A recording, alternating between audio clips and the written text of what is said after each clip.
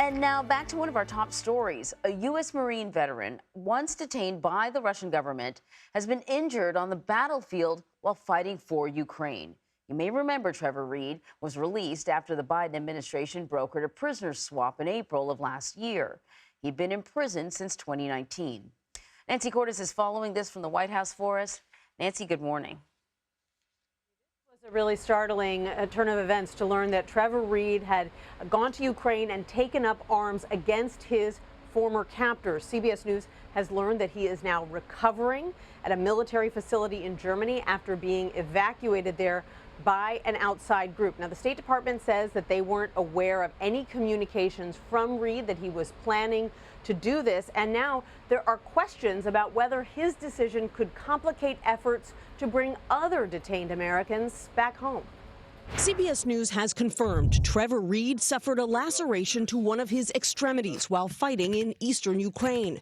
His trip to the front came just over a year after his return to the U.S. as part of a prisoner swap with Russia. Yes, I've seen the reports that he was injured in Ukraine. Traveling in Tonga, Secretary of State Antony Blinken insisted Reed's case won't affect efforts to bring home two other Americans still wrongfully detained in Russia, ex-Marine Paul Whelan and Wall Street Journal reporter Evan Gershkovich. Mr. Reed was not engaged in any activities on behalf of the U.S. government. U.S. officials argued Tuesday Reed went there on his own and warned other Americans not to travel to Ukraine. Choosing to participate in the fighting there has very real risk of capture, of death, of bodily harm. Reed spent nearly 4 years behind bars in Russia after being accused of assault.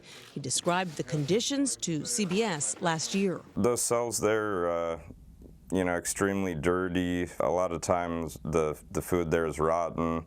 Congresswoman Sheila Jackson Lee had lobbied for Reed's release and last saw him in May. I think he went in accepting what the consequences might be, putting his life on the line because of an unceasing passion for Russia not to win.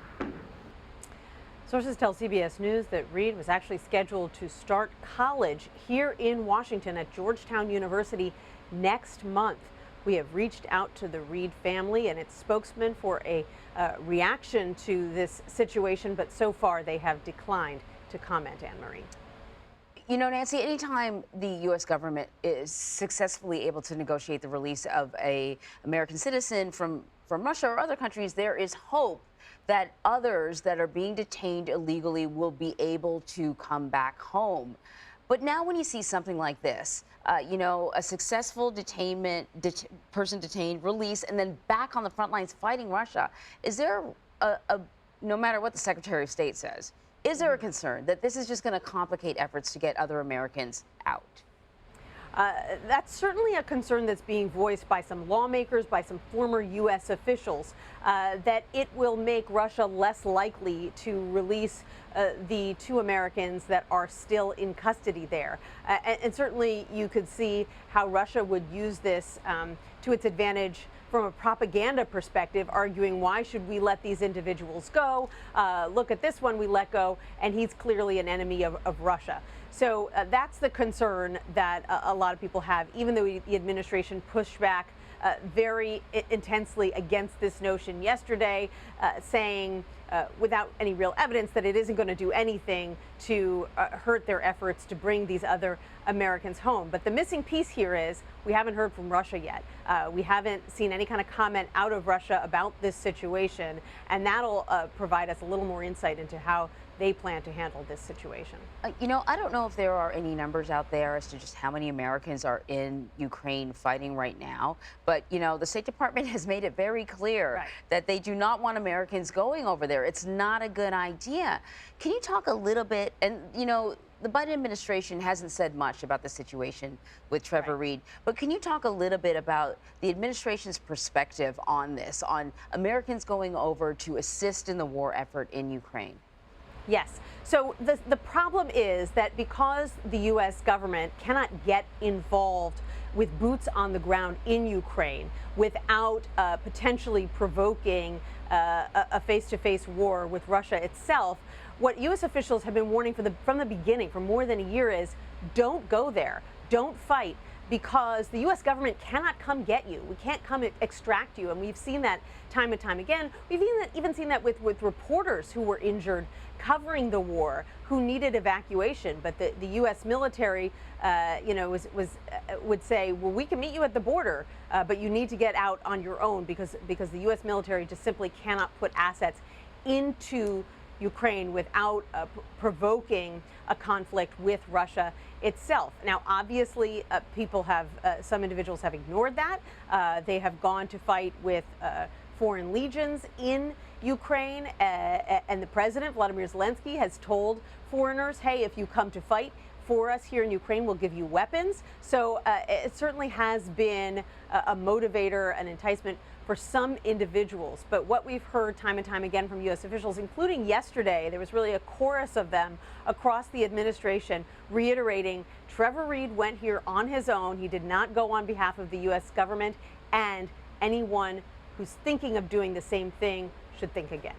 And, I don't know if it was almost a lucky break in a way that Trevor Reed was injured and then taken out of the Ukraine versus injured on the battlefield and perhaps captured by Russia. We're talking about a high-profile name. How much worse could it have been if he had actually been captured by Russia?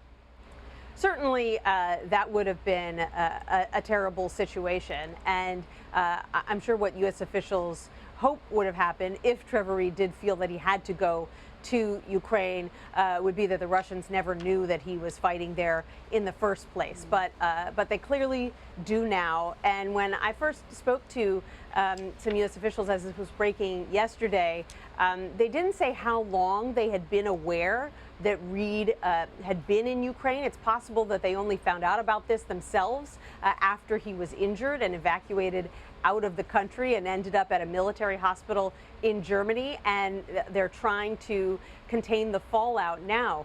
We did get a statement, intriguingly, from Paul Whelan's brother. Paul Whelan, one of the 2 Americans still detained in Ukraine. And he showed a lot of sympathy and compassion for Trevor Reed. He said, look, the wounds don't heal.